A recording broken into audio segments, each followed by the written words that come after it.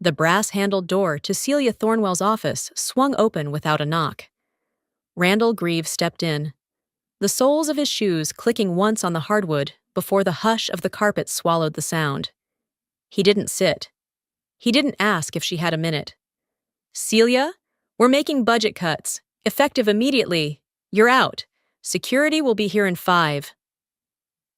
The words landed like a sudden drop in air pressure, the kind that makes your ears ring.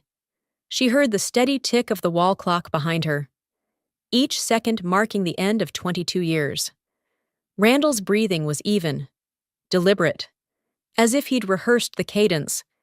His eyes were flat, fixed somewhere above her shoulder, careful not to touch the weight in hers.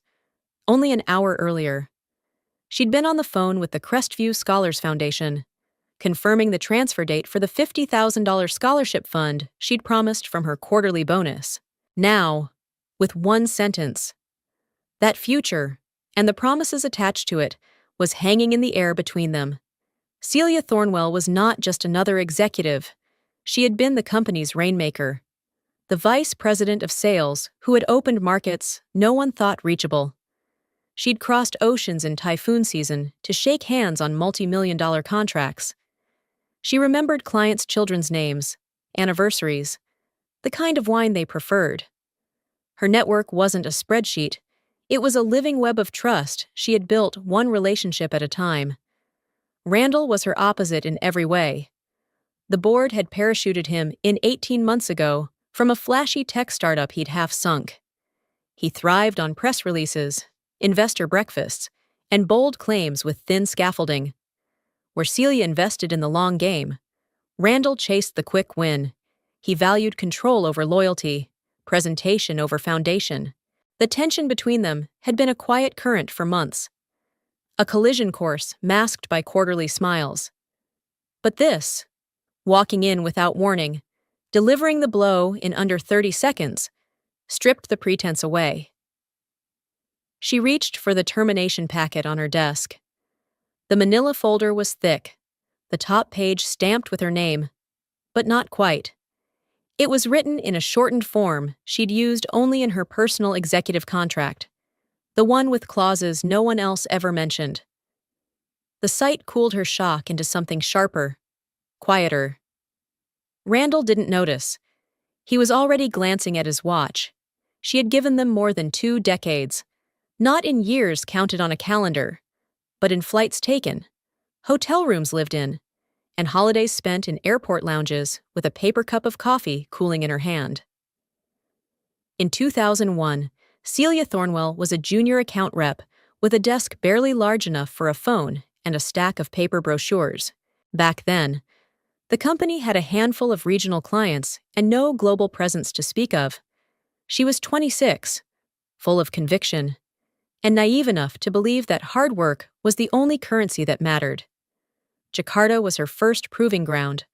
A rival had been circling one of the largest steel importers in Southeast Asia, and the odds were against her. She landed during the monsoon season, navigating flooded streets in a borrowed sedan, her presentation notes smudged from the humidity. The meeting was set for the following morning, but she convinced the decision-maker to meet that same night in the lobby of the Hotel Mulia. Over cups of bitter coffee, she laid out not just a proposal, but a vision, and signed the client before sunrise. Riyadh came 6 years later, after she had already earned a reputation for closing the impossible deals. The pitch was delicate, a multi-year contract for industrial equipment in a market where foreign suppliers were often sidelined. She learned the nuances of Saudi business etiquette, brought a gift chosen with care, and waited through a week of polite deferrals before being called into the boardroom. The contract they signed became the company's single largest revenue stream for the next decade. Berlin was the one she remembered most vividly. It was winter, and the deal was slipping away to a competitor who had underbid them by millions. She spent the night reworking every clause, stripping non-essentials, and framing the proposal as a partnership rather than a transaction. At 9 the next morning, in a glass-walled office overlooking a snow-dusted Alexanderplatz, she closed it. Her family had learned to adjust to her absence. Her daughter's first piano recital, her son's high school championship game. She'd missed both. Her husband once joked that the family calendar should be printed on airline boarding passes. Still, they believed, as she did, that all the late nights, canceled vacations, and calls taken at 3 in the morning would eventually be worth it. Success was supposed to be the return on investment, and for a time, it was. Promotions came, bonuses arrived, sometimes large enough to fund scholarships, community projects, and family trips that felt like peace offerings. She was proud, not just of the deals, but of the stability she'd created, a stability built on her shoulders. Yet pride has a bitter edge when you realize it isn't shared. The new leadership saw numbers, not the nights in unfamiliar cities, the trust earned through 1,000 conversations, or the loyalty she'd cultivated across continents. 3 years ago, she'd seen the writing on the wall. A corporate acquisition had brought in a new wave of executives, each eager to streamline operations. She knew her value could be overlooked in the wrong cost-cutting frenzy. So, during negotiations for what was then the biggest deal of her career, a pan-European supply contract worth hundreds of millions, she asked for something unusual. Buried in the legal language of her renewed executive contract was a clause. Client data and associated rights would remain in her possession until the close of any quarter in which she was employed. With all bonuses certified and paid, it was a safeguard, quietly inserted, signed without much scrutiny by the legal department, and approved by the then CEO, who trusted her implicitly. She hadn't mentioned it to anyone, not even her closest colleagues. It was insurance, the kind you hope you never need, but keep anyway. She'd returned from that Berlin trip with the signed contract in her briefcase and a new awareness in her mind. The empire she had helped build might one day be turned against her, and if that day came, she would not be left defenseless. Now, sitting in her office with the termination folder on her desk and Randall's footsteps fading down the hall, she could almost hear the rain in Jakarta again, smell the cardamom coffee in Riyadh, feel the sting of Berlin's winter air. She had built this, not as a cog in a machine, but as the architect of its reach. And if they thought they could cut her out with a 5-minute conversation, they had underestimated the foundation she'd laid and the quiet protections woven into its frame. Randall Grieve had arrived 18 months ago, cutting through the company like a blade through soft fruit. He came with a resume polished to a high shine, former CEO of a tech startup that made headlines for its rapid growth, and quieter headlines for its even faster collapse. He spoke in sound bites, the kind that played well in investor meetings and looked good on LinkedIn. Market disruptor, visionary leader, growth architect, words that sounded big and cost nothing to say.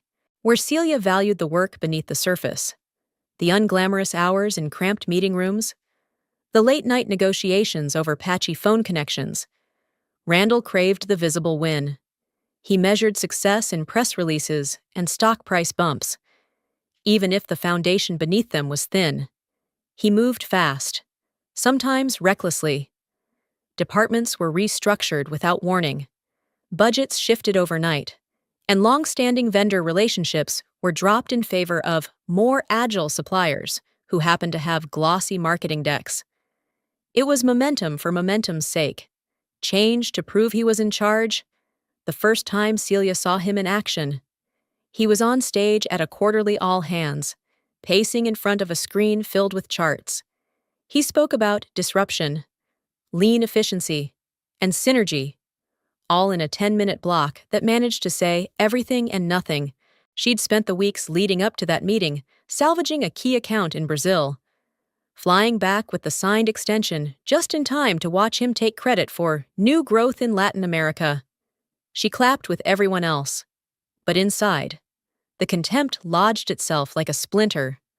Her restraint was tested fully 6 months later. It was the day of the $500 million signing, a contract she had pursued for nearly a year. navigating language barriers, political tensions, and an unexpected competitor swooping in with a lower bid. She'd saved it twice from collapse. The second time by flying to Munich on 48 hours' notice to meet the client in person.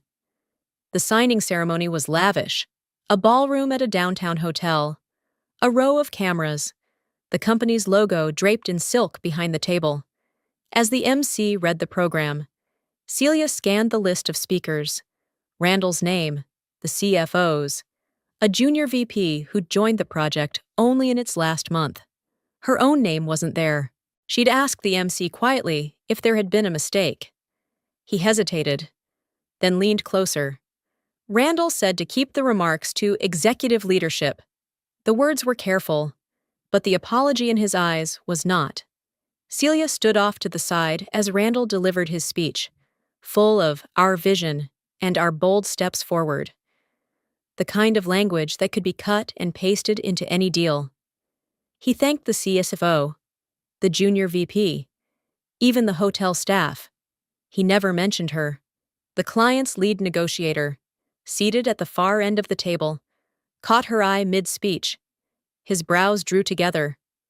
A silent question. "Why aren't you speaking?" She smiled faintly, as if to say it didn't matter. Inside, the heat of humiliation was tempered only by a colder, sharper thought. I see you. Randall. And I will remember this. The moment cemented what she'd already suspected, that Randall didn't just overlook her contributions. He actively sought to erase them when the spotlight was on. To him, visibility was power, and he guarded it jealously.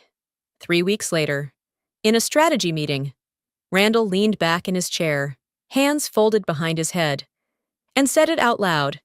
In this business, you can replace anyone. It's all about systems, not people.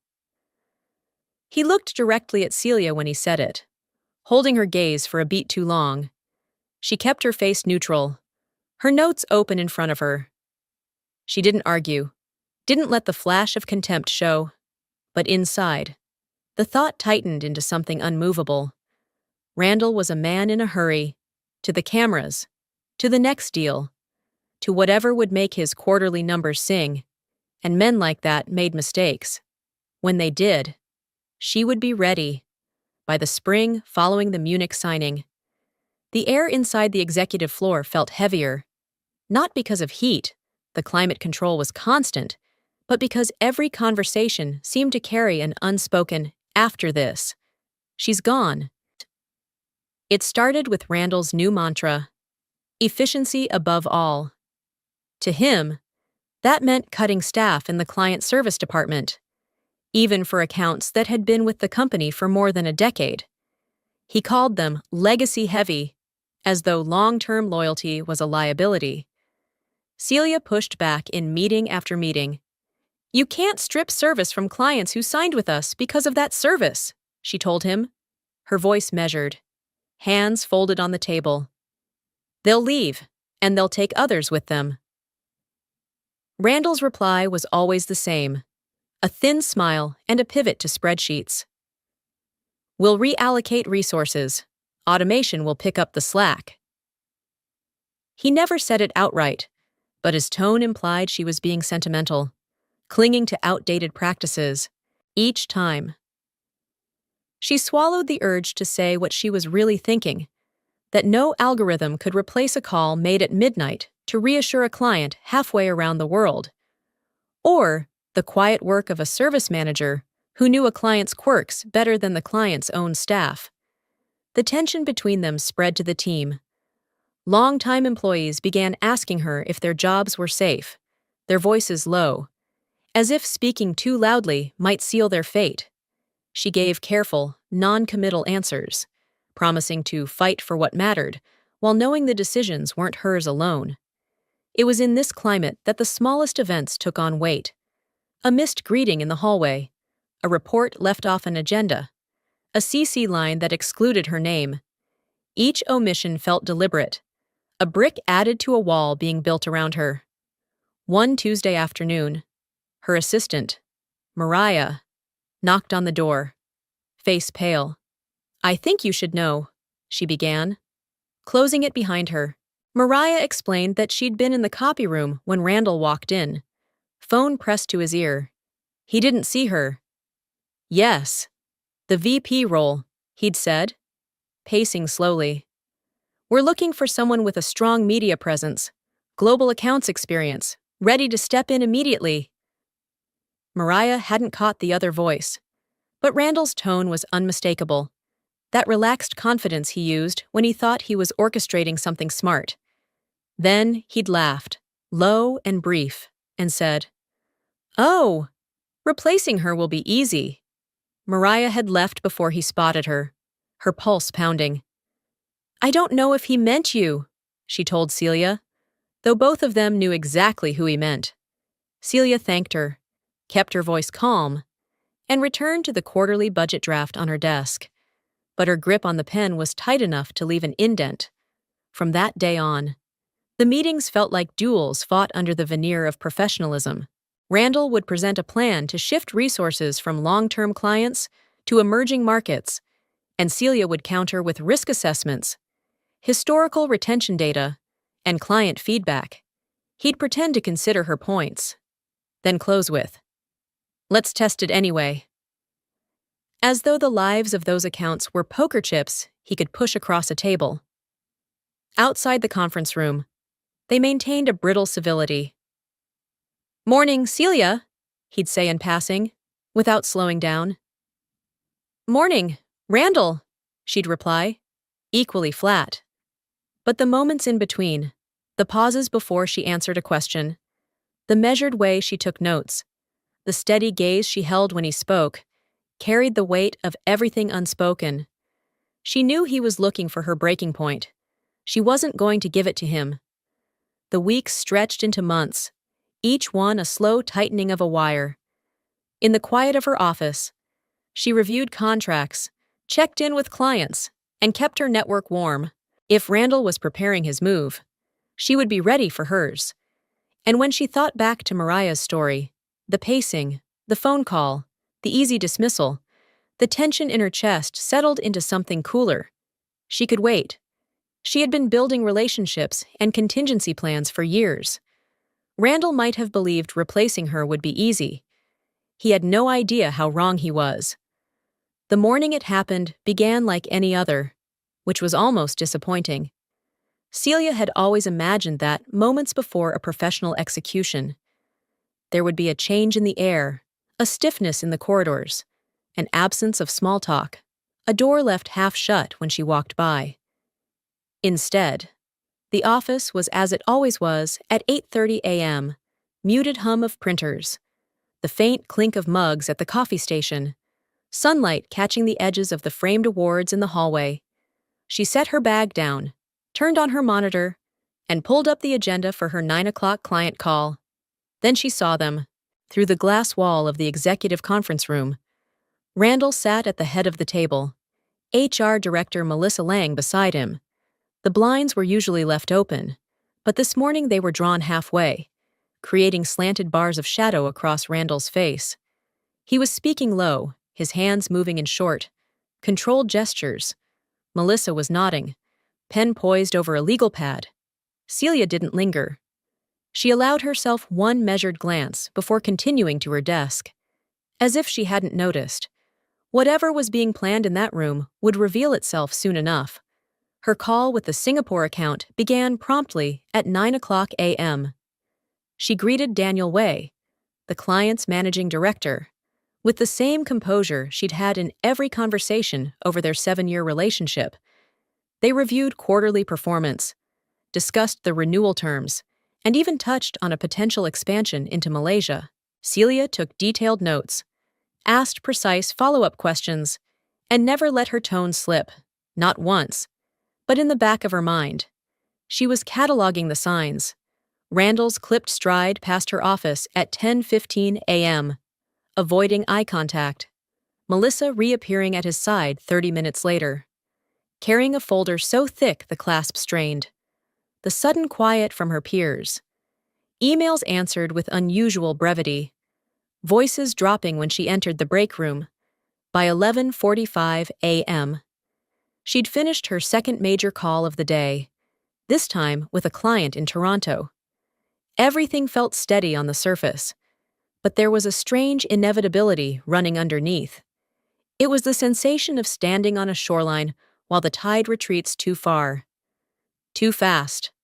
At 12:15 p.m., her phone buzzed with a message that cut through the hum of the office. It was from one of her oldest clients, the CEO of a logistics firm in Chicago. "Hearing you might be leaving. If it's true, we follow you. No question." She read it twice, the corner of her mouth lifting in the faintest smile. She didn't respond immediately, not because she was unsure, but because timing was everything. Lunch came and went without appetite. She reviewed contracts, replied to client emails, and kept her calendar moving forward as though the day wasn't narrowing towards something inevitable. Her calm was deliberate, a choice to meet whatever was coming on her own terms.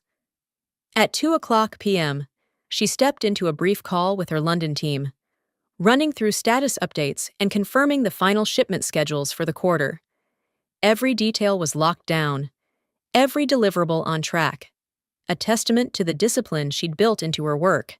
By 2:45 p.m., she was back at her desk, jotting notes from the call, when the brass-handled door opened behind her. Randall stepped in without knocking. Melissa followed, closing the door with a soft, final click, in the quiet between his arrival and his first words. Celia felt the same stillness she'd felt before a major negotiation, the moment before the other side laid their cards on the table. Her pulse was steady. Her breathing was even. Randall began to speak, and the tide that had been drawing back all morning finally rushed in. But Celia had been standing on that shore for a long time. She knew exactly how to keep her footing. The hallway outside her office felt strangely hollow after Randall and Melissa left. Their words still hung in the air. Budget cuts? Effective immediately. Security will escort you. But Celia wasn't hearing them anymore. She was hearing numbers. Third quarter, September. 2 weeks and 3 days left before books closed. Her mind, trained by years of structuring multi-million-dollar contracts, began assembling the pieces automatically. Every active account she managed, every client list, renewal schedule, and purchase order was still tied to her performance metrics for Q3. And according to the clause she had buried 3 years ago in her executive agreement, that data and those rights remained hers until the quarter ended and all bonuses were certified and paid. They had just fired her mid-quarter. The realization didn't come as a jolt. It was slower, like a tide rising, each wave lifting her a little higher until she could see the entire shoreline. Her bag was still under the desk, her laptop was still open, and her company login was still active, for now. She opened the encrypted folder labeled Q3 Client Assets, the one mirrored to her personal compliance server. Dozens of contracts filled the screen. Singapore, Riyadh, Berlin, Toronto, and more, each tied to accounts the company couldn't legally use without her authorization until quarter end. It wasn't theft, it was contract law. Then came the personal weight. If they took this list, they'd take more than her career. The Q3 commission alone would cover her brother's hospital bills. The stem cell therapy he needed wasn't covered by insurance. Without it, his chances would shrink to nothing. She wasn't just protecting leverage, she was protecting him. Celia leaned back in her chair, letting the full scope of the moment settle in. For months, she'd been playing defense, countering Randall's pushes toward short-term wins and cost-cutting gambles. Now, in one careless move, he had handed her the strongest position she'd ever held. And the best part? He couldn't undo it. She pulled up the scanned PDF of her last contract renewal, scrolling to section 14C. Client data reversion, in the event of termination by the company before the close of any quarter. All client data and associated contractual rights remain the property of the executive until the end of said quarter and certification of all due bonuses. At the bottom of the page, in digital ink, sat Randall's full signature, time-stamped and certified by the company's internal document system. His name, his approval, his accountability. He'd signed it himself without reading closely, back when he was still busy trying to charm her into backing his emerging markets plan. Now, that oversight was carved into the record. Her phone buzzed, a text from her attorney friend, Karen, who had helped her refine the clause back in Berlin. "He can't touch it. Not unless you hand it over. Sit tight." Celia smiled. A small, controlled curve of the lips. She wasn't going to hand anything over. She began drafting a secure notice to legal, formally invoking the clause. It was short, precise, and impossible to misinterpret. She attached the relevant section of the contract, highlighted Randall's signature, and sent a copy to her personal server. When she hit send, it wasn't with the satisfaction of revenge. Not yet. It was the quiet confidence of someone who understood the rules better than the man who thought he was in charge. Randall believed firing her at 2:45 p.m. was the end of her story. He didn't realize it had just become the opening move of hers. She closed the laptop slowly, stood, and reached for her bag. The quarter wasn't over, not for the company, and certainly not for Celia Thornwell. Celia didn't leave her office right away. The polite thing, the expected thing, would have been to start packing the framed photos and mementos, to accept the inevitable escort from security. Instead, she sat back down, her bag untouched on the floor, and opened her laptop again. The clock in the corner read 3:02 p.m. She still had access. She pulled up the secure company portal, fingers moving steadily over the keyboard.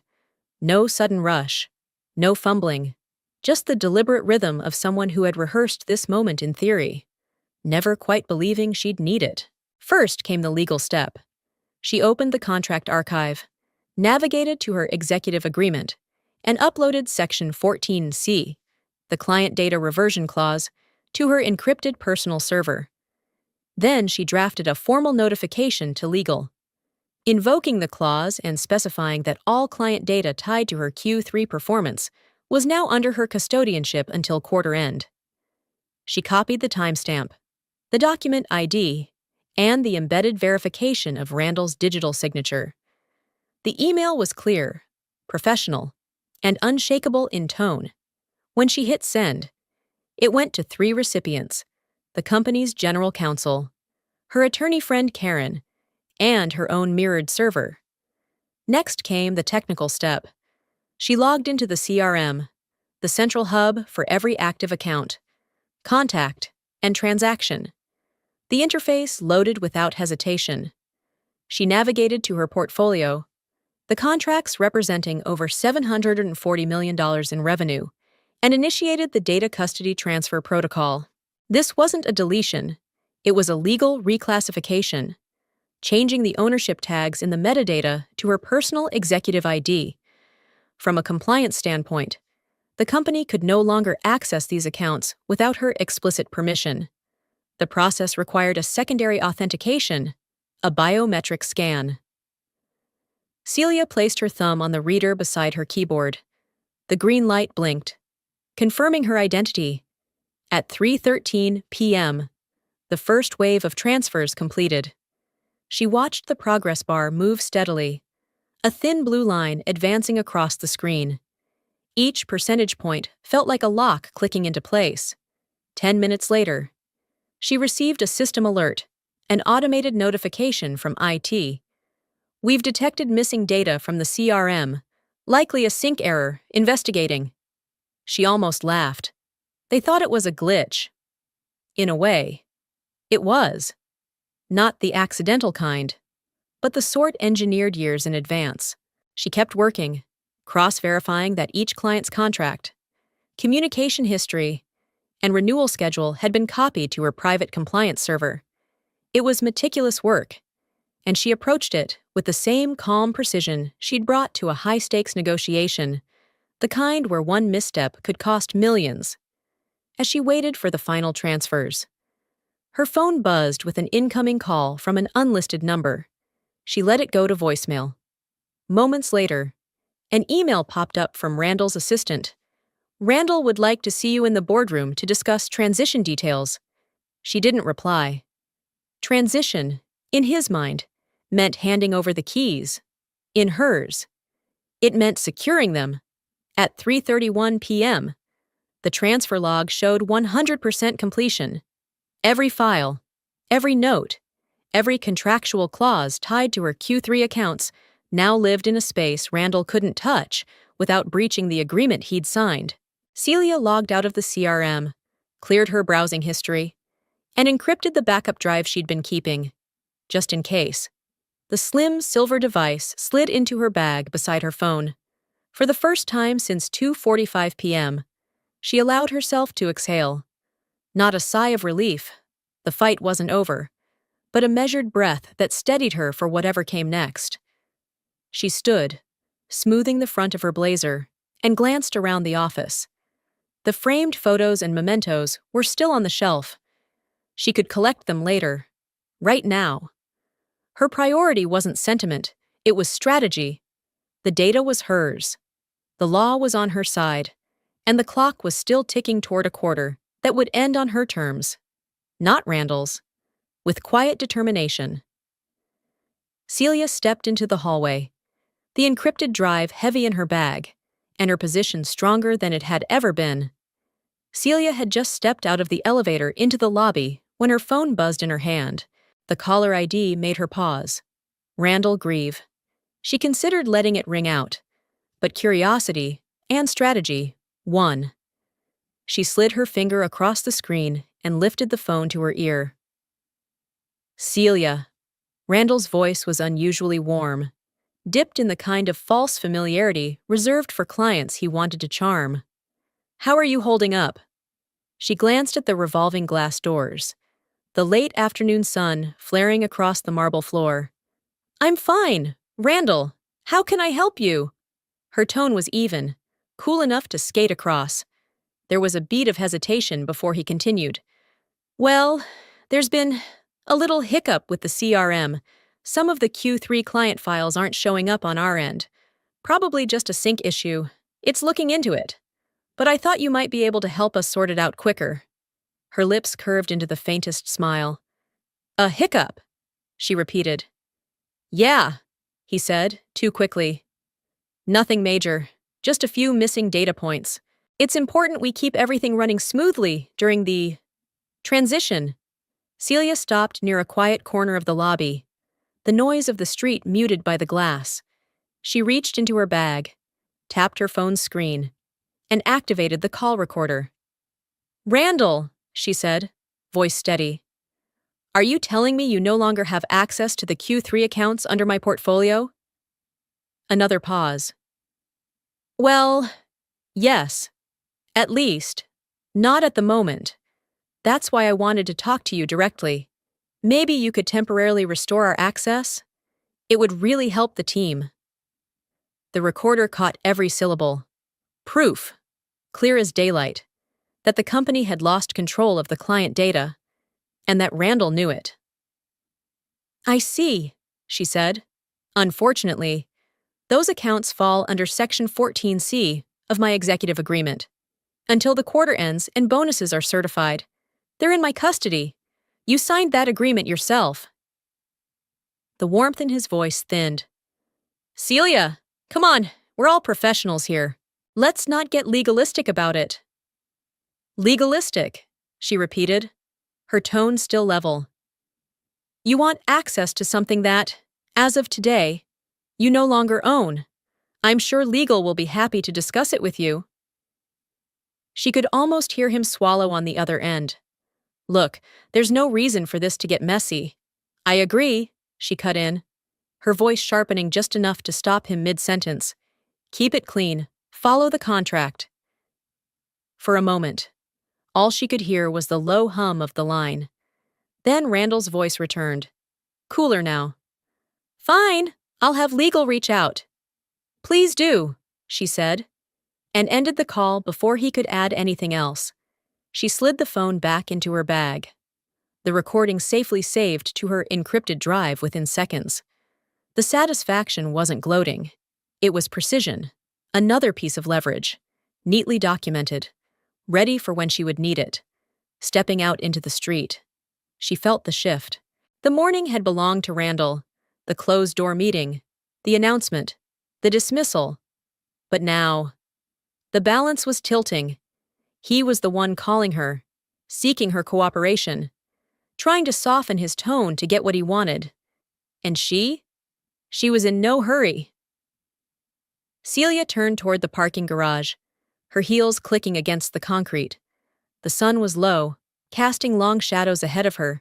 Somewhere above, in the executive suite, Randall was no doubt pacing, demanding updates from IT, wondering how the woman he'd just fired could still hold so much in her hands. By the time she reached her car, she already knew how this would play out. The call wasn't a victory, it was an opening, the kind that widened with every hour they remained locked out.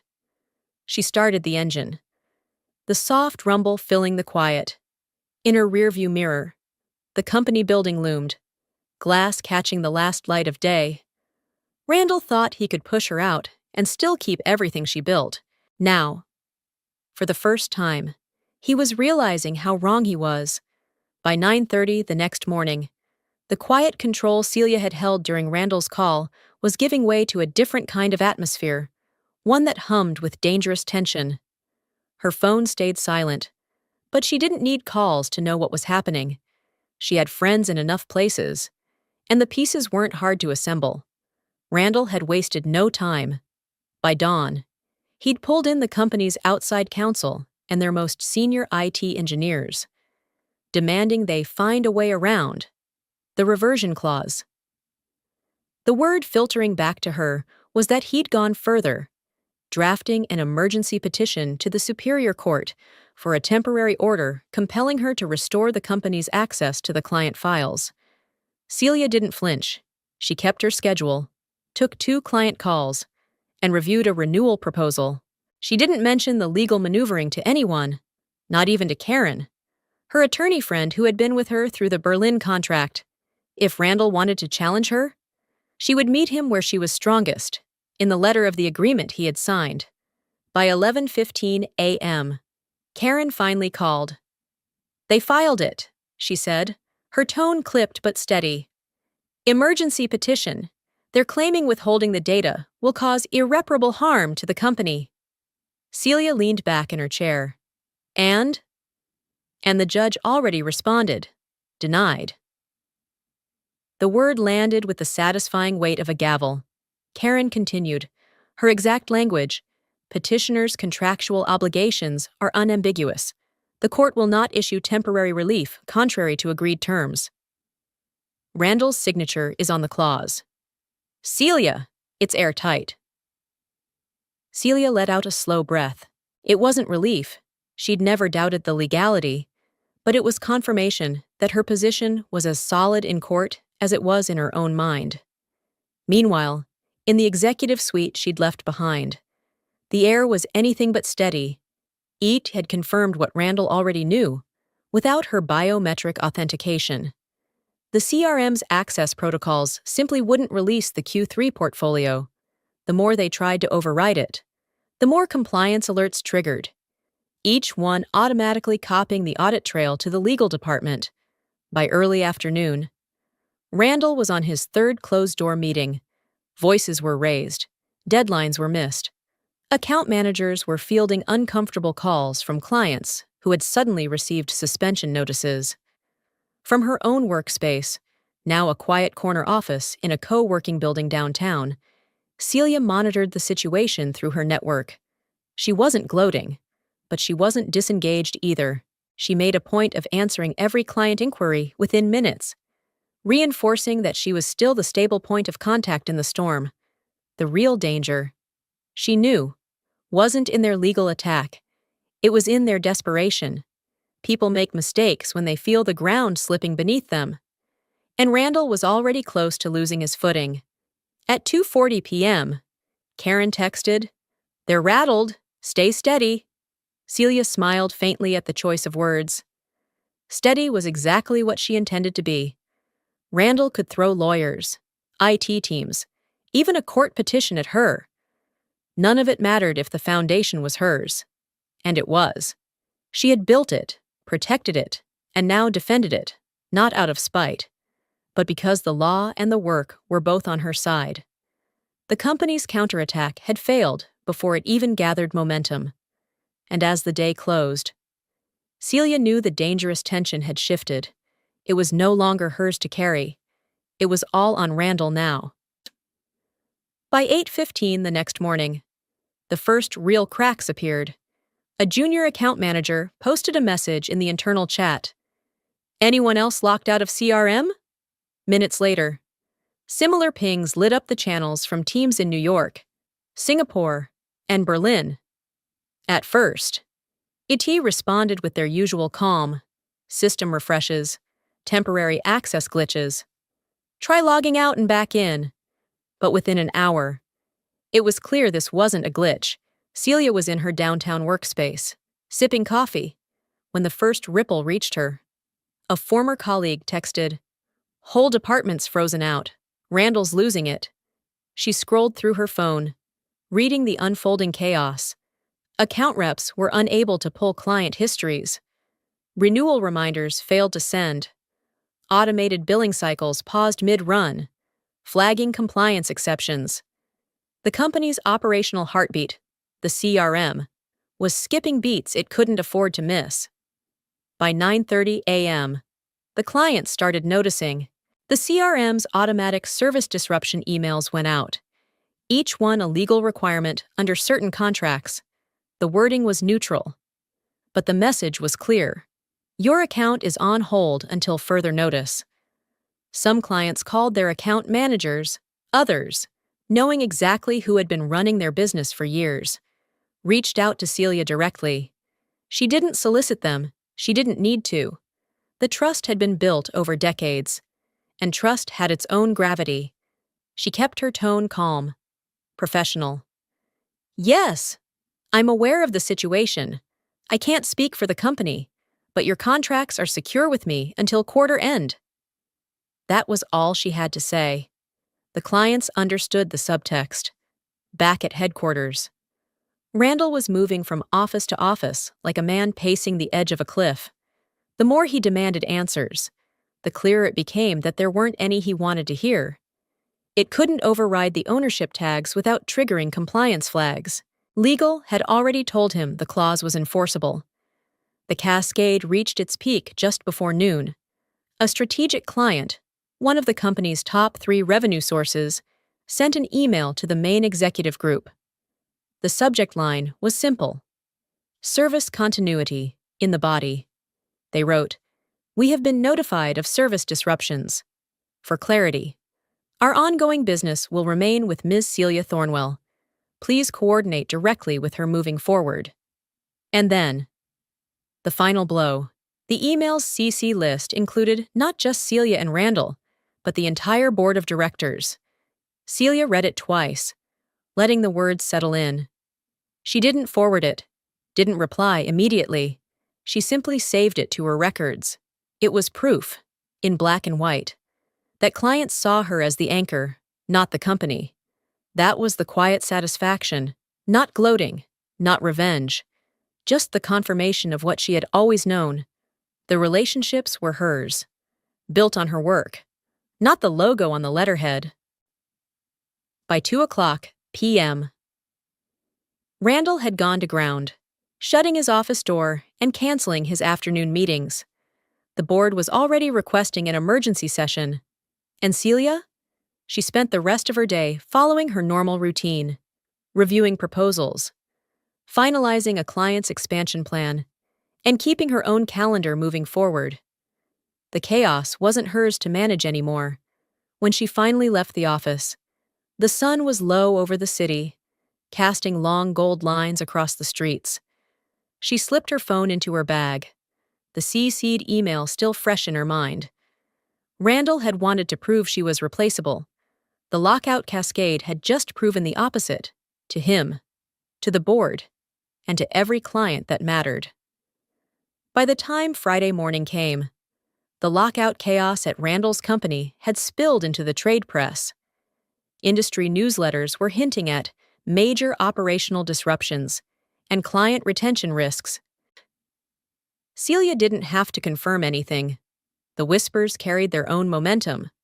That morning, her phone buzzed with a number she hadn't seen in years. She answered cautiously.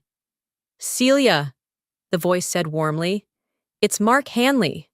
She remembered immediately, CEO of Apex Global Logistics, one of the top competitors to her now former company.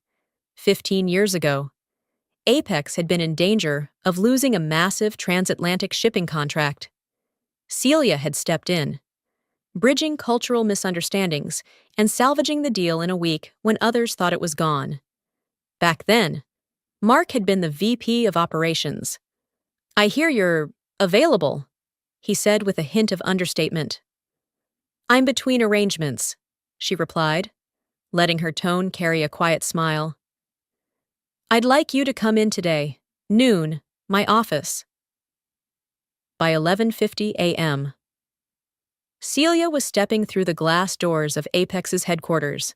The receptionist greeted her by name and led her to a corner suite with panoramic views of the harbor. Mark rose from behind his desk, crossing the room with a firm handshake. "It's been too long." They talked briefly about the industry, shifting markets, rising competition, the kind of macro forces only veterans cared to dissect. But within minutes, Mark steered the conversation exactly where she knew it would go. "I'll be blunt," he said. "We've been watching the situation across town, and we know the value you bring, not just the client list, but the loyalty behind it. I want you here, running global sales for us."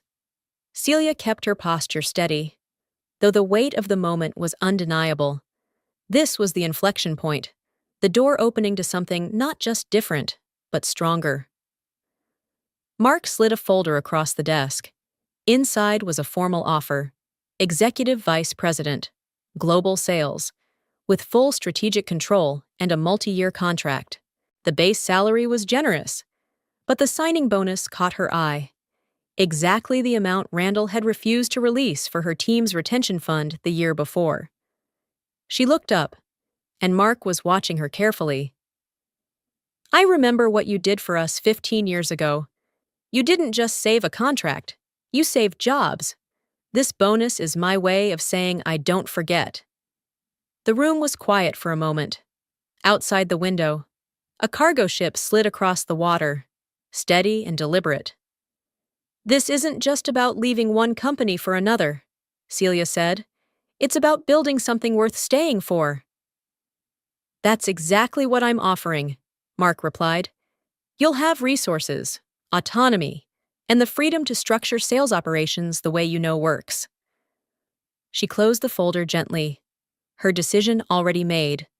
At 12:45 p.m., they shook hands on the agreement. There was no champagne, no photo op, just the unspoken understanding between two people who valued results over theatrics.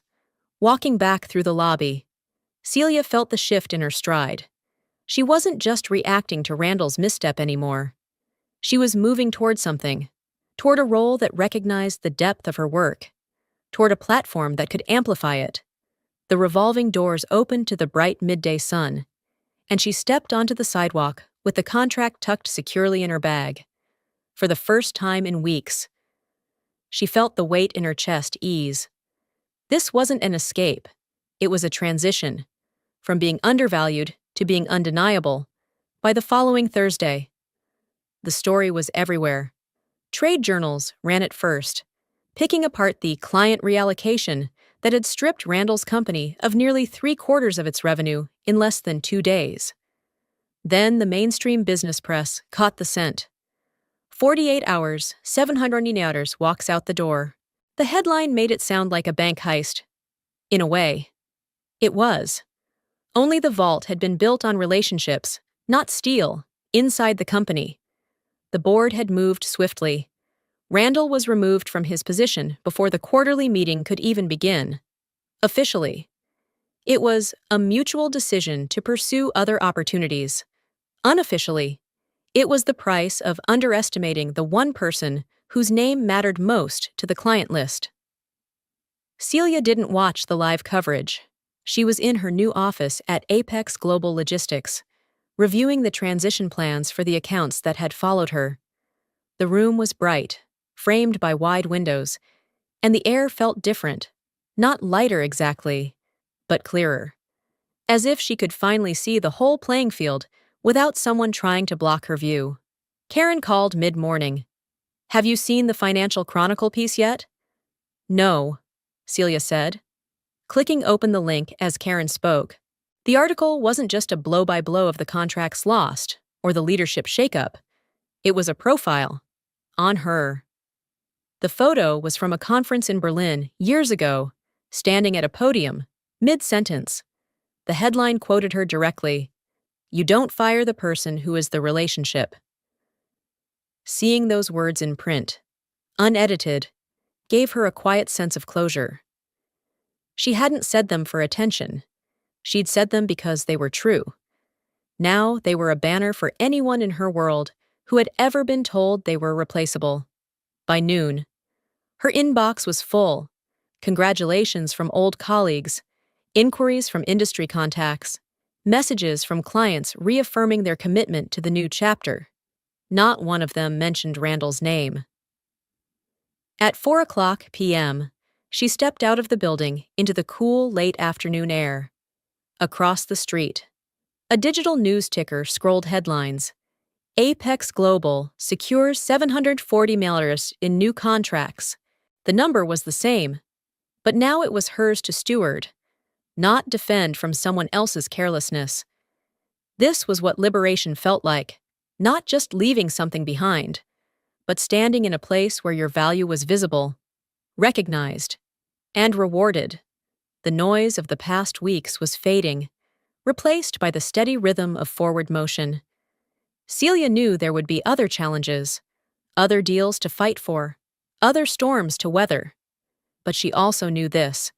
She would face them with the knowledge that her work, her integrity, and her relationships were her strongest assets, and no one could take those without her consent.